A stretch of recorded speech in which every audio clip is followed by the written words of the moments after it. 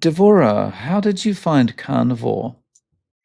Um, First of all, I just want to say thank you so much for this platform and for giving me the opportunity to share my story because your podcast, really, your interviews have been instrumental in my journey and just keeping me motivated. So, how did I find carnivore? Actually, my mom actually found carnivore. So, a little bit of a backstory about me. Um, I've been as anxious for as long as I can remember. I've always, I thought it was part of my personality. I remember, I think I was 8 years old. The first time I remember having a panic attack, I was at school and I forgot to put my chair on my desk after the end of the day. And I cried for 3 weeks because I thought the cleaners were going to come shout at me and I'd be kicked out. It was crazy. I don't know why I cried for 3 weeks. I mean, it was anxiety, obviously. It was just really terrible. And ever since then, I always remember being an anxious person. I thought it was, I'm just an anxious person. I would label myself as an anxious person. And throughout my childhood, it was sporadic. I would have great months and then a few months when I would just be crying all the time, anxious about everything. And then it would go away and then it would come back. And I would be disappointed in myself because why is it back? And then it would go away again. I'd be okay, I'm okay now. And that was early childhood, so about 8 till about 12. Um, Entering into my teenage years, I did find that my anxiety became more consistent. I was anxious about everything. I would literally say, "There's no point of talking about my anxiety because when one anxiety ends, I find my brain found something else to worry about. You know, it wasn't like I was anxious about school. I was anxious about work. I was just anxious, and so yes, I was always anxious at school. I thought I'd fail all the time, even though I learned really hard. I worked. I thought I was always failing. I had this big fear that like the world is a bad place. I would read the news and I'd just be like, this world is terrible. Just very, very depressing thoughts. And when I got my driver's license, I was 17 and I came too afraid to drive because I thought people were trying to follow me home. And I started realizing that this is really, really impacting my life. I'm too scared to leave the house because I'm too scared to get into a car and I just can't live like this anymore. And So yeah, my mom, she's loved her. She's very alternative. Always been. People used to call her an almond mom, which I know is a derogatory, meant to be derogatory, but my mom always had these crazy diets we were doing. Every day she'd come home with the new diets. We did nutritarian. We cut out sugar. We cut out processed foods. My brother and my mom went vegan. They said it was like the worst mistake ever. Yeah, they went vegan for a little bit. Um, Yeah, so we always just reverted back to the standard American diet because I don't know, it became too difficult. It was very, very hard to stick to it, especially being young when I was at school and trying to cut out sugar and I would go to school and my brother when we cut out sugar he used to swap his stationery for sweets with his friends. Um, so it was very difficult to keep and we always kind of reverted back, but it was always in the back of our minds alternate methods for healing. And my parents, I was never officially diagnosed with anxiety because I never got medication. My parents were pretty anti-medication, which was difficult at the beginning because I just felt like I wanted a quick fix. But, in hindsight, I realized how that from people I know in my life that medication isn't a cure because it's a cycle. You start off on a medication and you're good and they're happy. 6 months later, they're back at the psychiatrist because the medication stopped working. And then they'll go on anti-anxieties and they'll find that suddenly they have depression now. And obviously, I'm not judging anyone. It's everyone's individual stories. But looking back, I'm so, so grateful that they never put me on medication because I realized that it wasn't really a cure. It was treating a symptom, which would create other symptoms. Just it was never ending. And if you want to actually live, you got to treat cause. And so my mom's grandmother had Alzheimer's. And my mom was always very anxious about getting Alzheimer's disease. So she would always look into ways of curing Alzheimer's. And one way she found one day, I think she watched a video from Dr. Chaffee. It was a video on how dementia can be cured via food. And then, when you get into that rabbit hole, you start going, the algorithm takes you to more places and more carnivore. So she's got a lot of carnivore on her YouTube all the time, your podcast as well. And she saw a video saying that anxiety can be cured by carnivore. And immediately she thought of me because she knows I struggle, obviously. Uh, and she came to me and she goes, Devorah, I have this crazy thing. You're going to think I'm mad. And I'm like, Mom, I already think you're mad, but what is it? And she said, you can cure your anxiety if you only eat meat. Now I was pretty against natural. I'm going to be honest. At the beginning, I was pretty adverse to natural remedies. I tried tapping. I tried dry brushing. I tried weighted blankets. I tried just a lot, and I don't know. Maybe it was because my mind was closed off to it at the time, or maybe which wasn't as effective for me. But I found that I I wasn't nothing was working for me, so I was pretty against it. But she did say one thing. She said it could help you lose weight, and in my head, I'm like, okay, weight loss. I had a I'm a power lifter as well, and I had a competition coming up. So the way powerlifting works is you have different weight categories. So yeah, and different weight categories, you compete in different weight categories, and you win in terms of those weight categories. So I weighed 63 kilos, and I checked the scores, I checked the competitors, and I figured out that if I compete as a under 57 kilo lifter, I could actually place. I could get a bronze medal at a world championship. So I signed myself up. I had to now lose 6 kilos, which is 10% of my body weight in a month. And I was like, this the standard American calorie deficit, it just wasn't working for me. So I said, you know what, mom, I'm going to do this because you said I'll lose weight. Uh, did a diet for a month, lost 6 kilos, competed, got a bronze medal, third in the world. And yeah, that was amazing. And then after that, I'm like, okay, I'm done. I didn't really listen to her. I didn't listen to her about the anxiety. I didn't believe it. So I said, okay, I'm done. Let me go back to eating again. Went back. So my brother's also a powerlifter, so he was competing the next day. And I ate cake after that competition. I ate chocolates. It's very common for powerlifters to kind of binge eat after they restrict for so long. And I was sitting there watching him, and I was drinking a iced coffee, put it down, went to the bathroom, came back, and this random thought popped into my head, and I said, what if this drink has been poisoned by someone in this room and I'm going to die now? And I said, no, how am I thinking that? I haven't thought these thoughts in so long. I said, I'm going to not let this anxiety control me. I drank it, and I thought that I was having heart palpitations. I thought that I was having a heart attack. And then I just started thinking that I didn't even realize my anxiety was cured because I hadn't had these thoughts in so long. I didn't even realize how not anxious I was to drive. It was crazy because when you're healthy, you don't even realize how sick you were. Because my thoughts were just regulated. I didn't work on them. It was nothing. It just the thoughts weren't popping into my head. And the more I started eating again, I started realizing how many thoughts were coming back that hadn't happened. I'd never used to think I was failing that whole month. I didn't think I was failing an exam. I thought I was happy when I went to school. I was driving fine. And suddenly, when I started eating the carbs again, I started realizing, wait, I'm getting these thoughts again that were ruining my life before, and they're coming back. And nothing changed except what I was eating. So then I realized that even without meaning to, I'd actually cured my anxiety. Um, and I would think that would be the end of the story, but unfortunately, it's not. After this, I said, okay, I'm going to become carnivore. It's worked for me, but I kept breaking it every month. I would break it. This was in about August of 2023. I would go back, and then I'd be so frustrated with myself because I would be cheating, and then I'd come back on carnivore to try. I'm like, I'm going to do it this time. I'm going to get it. And then I would break it again because the cravings would be too strong, and I'd be so frustrated with myself, and I would feel so bad about myself. And over time, what I realized actually started helping me was treating it like an addiction, which I think is the missing piece in this entire story. People don't even consider carbs an addiction. When you think of an addict, people would say, oh, were you drugs? Were you alcohol? No, I mean, carbs, people don't think is actually an addiction, which is why it's so hard to actually cure it and so hard to you know, talk about it because people say, no, but you need carbs. Like I told one of my friends, I said, I'm addicted to carbs. She goes, what, next you're going to tell me you're addicted to water? Because they're saying you need it to live. How is it possible that you're addicted to something that you need? Because obviously that's what they've been told their whole lives, so they're going to believe it. So to be honest, the first time that I started actually seeing results and started actually working on myself was when I started treating it like an addiction. I would watch videos on how addicts recover.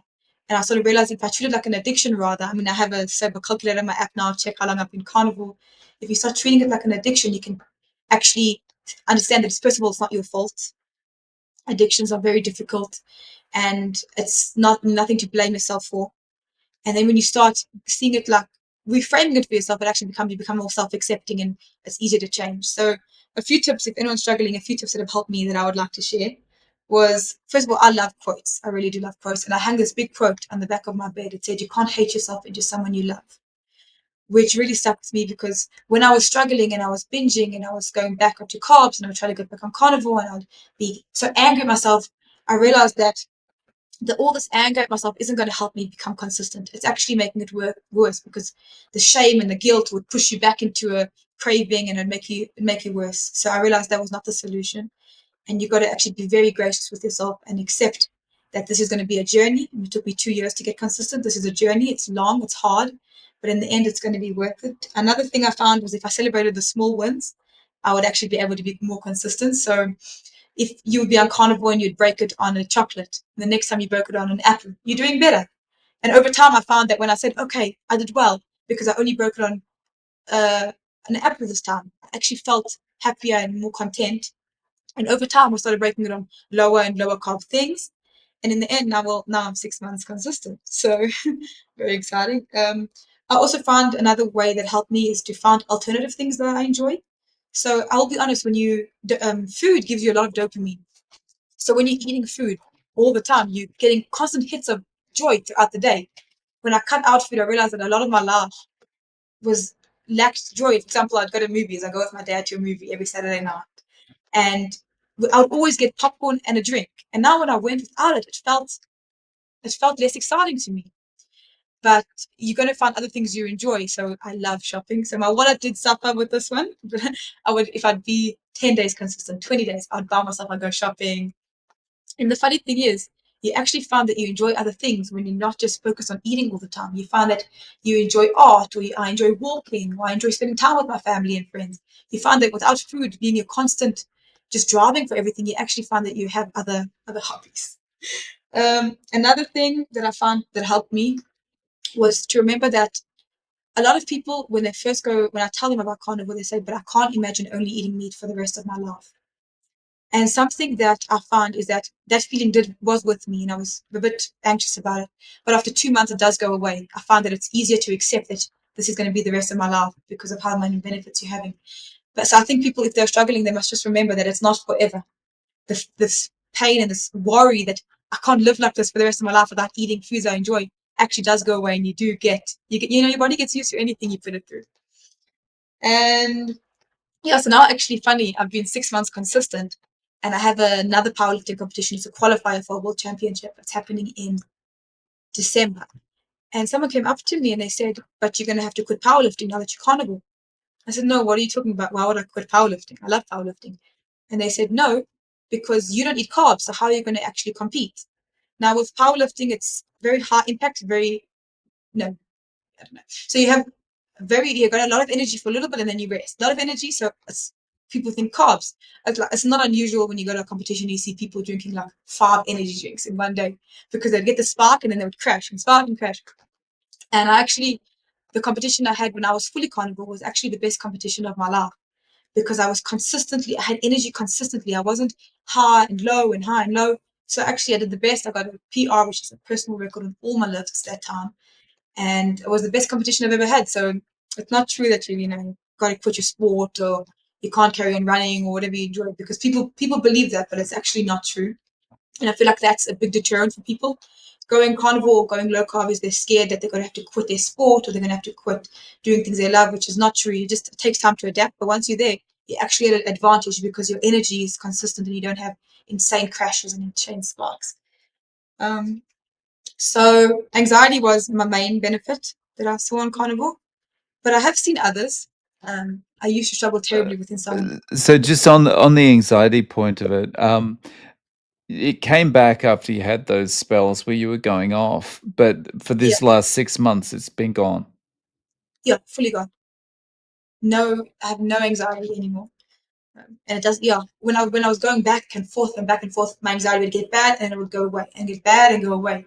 And it was crazy because how quickly it happened. Like I realized if I had a carb, these thoughts would appear. Like I was always anxious about failing. It was like one of my main anxieties. Every time I would eat a carb, the next day I said, "I'm going to fail that exam." Go carnival, the thought would go away, which was almost like I would laugh. Like, how is it possible that I think this every single time I eat a carb? How is that even possible? But it is, because you're under control of the thoughts. It's the food that's causing you to think these things. So yeah, anxiety, definitely no anxiety is that incredible, because people actually don't believe there's a cure for anxiety. People tell you go on medication, try manage it with therapy. That people they don't and I refuse to believe that there's no cure for it. And I found a cure, which is just, I mean, it's miraculous. It's amazing. But I also found that, funny enough, I've become a nicer person. So when I was anxious, I was very in my own head all the time, worried about my own things, always thinking about myself. And so when people would talk to me, like family or friends, they would be telling me something about their day, but in my head, I'd be so preoccupied with this anxiety and these intrusive thoughts that I wouldn't really be listening to them. And then when they would stop talking, I'd talk about myself again. I'm like, okay, glad to hear about your day, but listen to my problem, which was very depressing. But it's, it's constantly what I'm thinking about in my head. You just can't escape it. And I found that now that I'm carnivore, I literally, my brain is quiet, which is just such a dream. I don't think I'm able to be present, listen to my friends when they're talking, respond, be in the present moment, not worried about 10 billion things that probably won't even happen. And I've also found that, so I used to think I was lazy, right? My work for my family business, my dad and my mom, and I've been fired 3 times because I was lazy. Um, my mom has rehired me 3 times, which is lucky because you can do that when you have a family business. But I just wasn't doing my work. I was tired all the time. I didn't want to work. Now, because it's my university holidays, she's given me one more chance to finally prove myself. And I've been every day at the office, 9 to 1, every single day working, because I found that it wasn't like I was lazy. It wasn't in my control. I was too exhausted. I was too sick to do anything. I was always tired. I was always, work was hard for me because I felt heavy. I felt tired. So it was just impossible to actually get anything done. Now that I feel great, it's easy to work. So I think this time I won't be fired. Um, Insomnia cured. I used to have terrible insomnia. Just couldn't sleep because I think I'd be up the whole night thinking thoughts and racing all the time, just thinking nonstop. And that's completely gone. I've been able to sleep. I'm able to get up in the morning. I used to miss school because I wouldn't get up in the morning. I'd be too tired. I'd be too sluggish. So I would just go at 10 o'clock to school every day. My principal did not like that. But now I'm able to get up 7 a.m. I go for a run. I'm like a completely different person. People don't even recognize me from what I was. And what else? Oh, um, I found that I found more friends because I'm not as closed off. I'm very happy. I'm a happy person now. I used to be a very, not depressed, but just everything seemed bad. Like I felt like the world was bad. I was always worried about bad things happening and just in my head too much about it. And now I'm very free. I'm very happy. And yeah, it's my food. Oh, another thing, my food noise went away, which some we battled for ages. I was always battling with food. I was always thinking about what my next meal will be.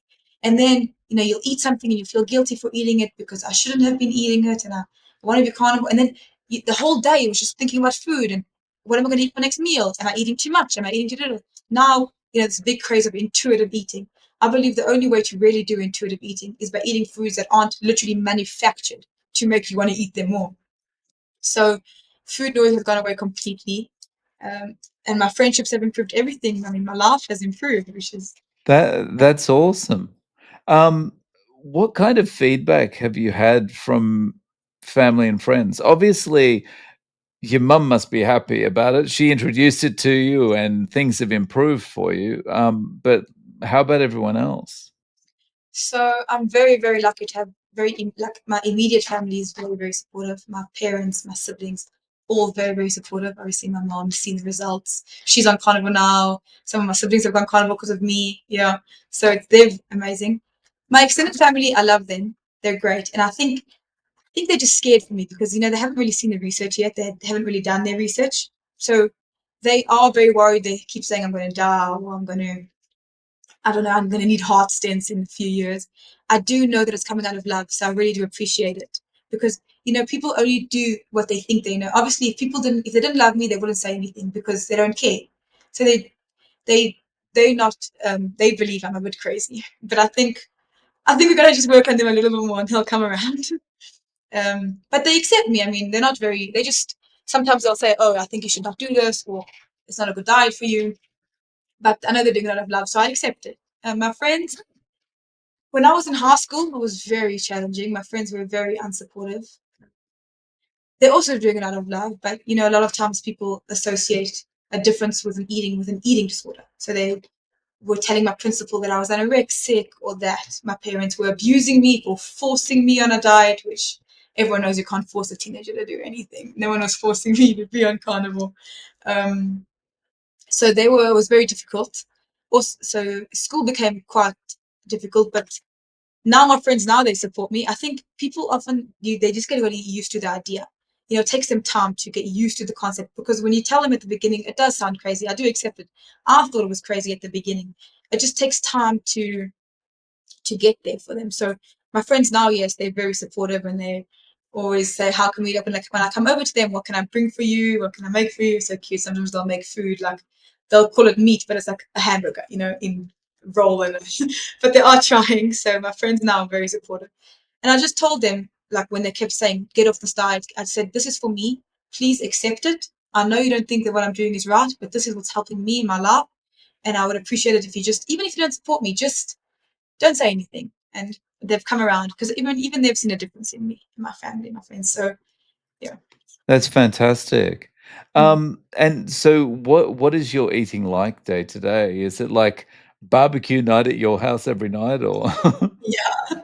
Everyone knows if they come to me, they'll get meat. So yeah, I eat very intuitively, which is something I thought I'd never be able to accomplish because, when I was addicted to carbs, I was trying to eat intuitively, but that's impossible when the food is literally made to make you want to eat more. So I eat whenever I'm hungry, really. I mean, I only eat meat and I eat eggs. So at the beginning, I was eating dairy as well. But I found that over time, and the more consistent I got, the dairy wasn't sitting well with my stomach. It was giving bloating, it was giving me acne. So I cut that out, and now I only eat meat. When I'm hungry, I'll eat meat. So I don't really have breakfast, lunch, or supper. So whenever I'm hungry, I'll eat normally burger patties. There's always we have like a whole freezer stocked of meat. Um, Whenever I'm hungry, I'll eat either burgers. I have beef bacon. I have top rib, steak, and that's like the main four things that I eat. And when I'm hungry, I'll just grab food in the fridge, which is so easy because you never really have to think. I can focus on other things, so I don't have to think what I'm going to eat for my next meal. I know it's going to be one of those four things. It's Right. very, yeah. And just for the international audience, could you explain what bacon is, please? Bacon is well, it's like I don't know, it's like bacon, but it's from meat, from beef.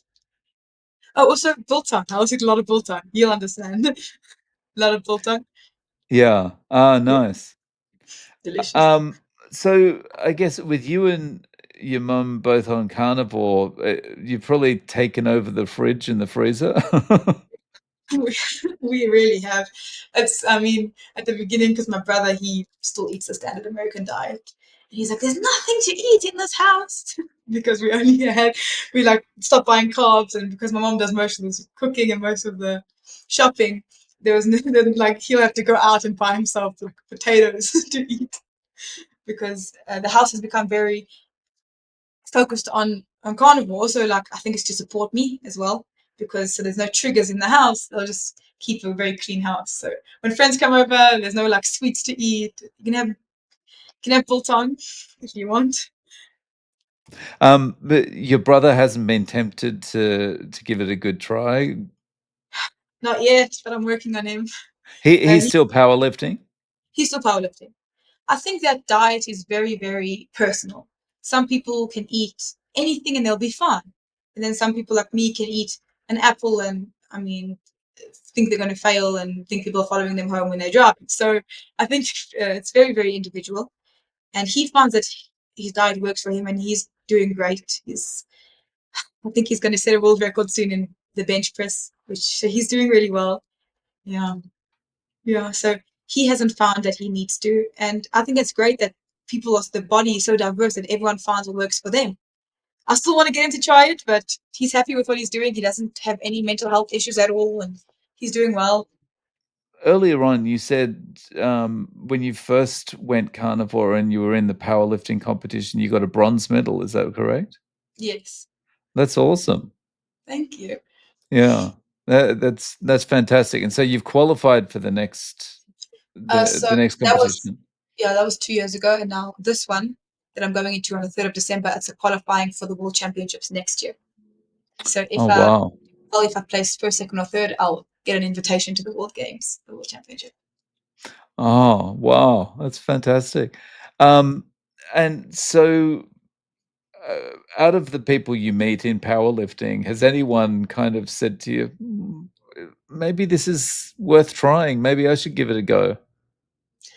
I mean, not yet really, because I think they're so focused. Powerlifting is very you eat carb, you weigh in, you eat a banana and oats, and then you do your squats, and then you have gummy worms. I mean, people bring a kilo of gummy worms to the competition and they just eat it throughout the day, and then they have chocolate cake afterwards, and then so I think people are very very set in their ways. I have heard of one other carnivore powerlifter. Um, he was actually a teacher at one of the school, but I think he's not very vocal about it. But I'm trying to get people. I want to speak about it more so that people do know that there is alternative ways, because a lot of people don't want to try these things because of their sports. They think I'm not going to be able to run anymore. I'm not going to be able to lift anymore.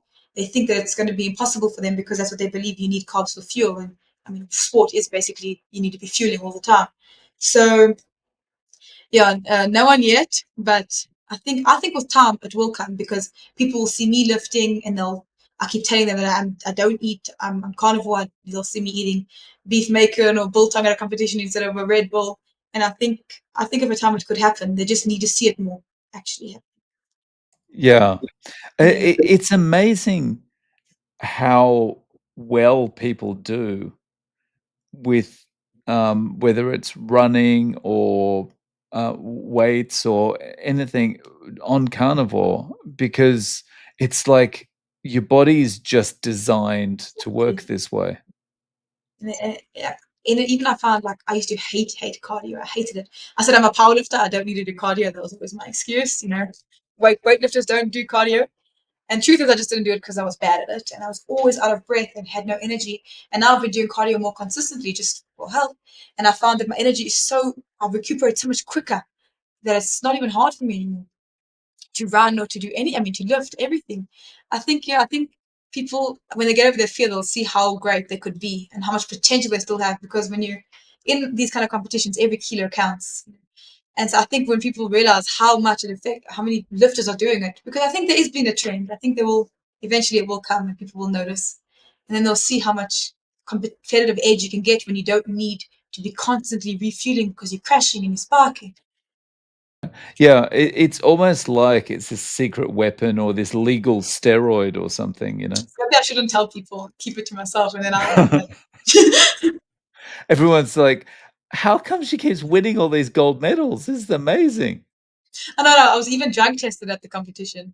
They often they test gold, bronze, and silver. Oftentimes they test them, and I was tested. I'm completely clean, And I think people were a bit shocked because they saw me in the warm up rooms doing nothing. I wasn't eating. I was only eating when I was hungry, like a nibble. I wasn't drinking power aids or any sort of drink. So they thought, I do think they thought something, but completely clean, obviously. That's awesome. So I guess with all the improvements you've seen, you're probably thinking you're never going back to a regular diet? Yeah, I don't ever see myself going back to a regular diet. I mean, these diets do have their challenges. For example, I'm going away in December with a group of people, and my food's going to be catered. So now it's very stressful in terms of, like, I don't know what I'm going to eat. But honestly, I think I'd rather have that fear than be afraid to even go on the trip, because if I was anxious, I wouldn't have gone. I would have been too scared. I would have thought that the plane was going to crash. So I would have never even gone in the first place. I'd rather have these kind of small challenges than just having anxiety. So that is difficult, trying to know what to eat. You're not really sure what you're going to eat. So I'm not really sure about that. I mean, we'll figure it out, obviously, but gets difficult, but I don't ever see myself going back to a standard American diet. Maybe introduce lower carb options. I'll see how I go. As of right now, I see myself being carnivore for the foreseeable future. If I find for some reason that I need a change, I'll go pretty low carb, but I don't think I'll ever go back to the way I was eating, because I never want to go back to the way I was feeling. Right. Yeah. So if a friend came to you and said, "Okay, Devorah, you've convinced me. You're doing so well.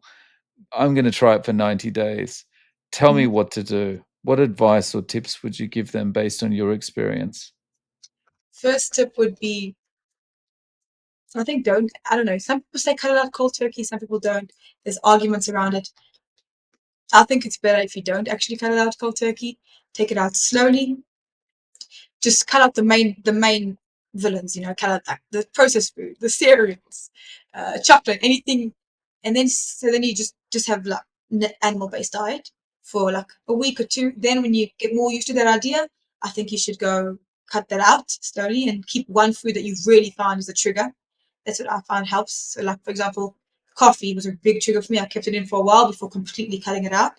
And then eventually, I think the slower you do it, the more your body's able to, or your brain more is able to accept, okay, this is something I'm doing now, and this I don't got to stop craving these things because I'm not going to get them. So I'd say, firstly, yeah, do it slowly. Find a community. Watch your podcast. They really helped me when I was struggling. Find a community of people who support you. I know they have a lot of Reddit threads of people who are on carnivore, a lot of YouTubers, a lot of support, which is amazing to see that carnivore is growing, which I'm so excited about. So find people like that who will support you, because when you have a community, it helps so much. When you feel supported, when you can talk about your struggles openly, when you feel people can relate to you, that really, really helps. So I would say find a community. I'll be their community if they want. I'll support them. Um, Track your progress. I would say, I mean, when I had a calculator on my app to see how long I've been carnivore for, it was so exciting. Every day I'll check. Oh, I got a new badge because I've been 2 months. It's very, very exciting. And my last tip would be to be gracious with yourself. That was very, very important for me in this journey. Don't be too hard on yourself. Remember your why, because if you have a why, anyhow is easy. Remember why you're doing it in your life. Find a reason. Hang it up on your wall every day. Look at it and yeah, be gracious, accept that it's going to be a long journey, but it is going to be a worth it journey in the end. Very nice. Um, so, Devorah, if people want to reach out to you, do you have any social media or any way of getting in contact? Not really. I don't. I used to be very evangelical about my journey. I wanted to share it with everyone and people who didn't really want to hear it. And then I realized that, especially mental health, people feel very blamed if you tell them you can cure it, because then they start thinking it's their faults, which is not what I'm trying to say. I'm just trying to help, but they do feel that. So I, this is like really the only platform that I will share my story, and obviously my powerlifting communities. But if anyone has any questions, they can definitely leave them in the comments, and I will respond. I'm very excited to see what people have to say. No, no problems. Well, Devorah, thank you so much for coming on and sharing your story. I really appreciate your time. Thank you for having me. It means so much to me that I was able to do this, because this has been a goal of mine for so long. And now that I've finally done it, I'm just so excited. Anyone can do it if I can do it.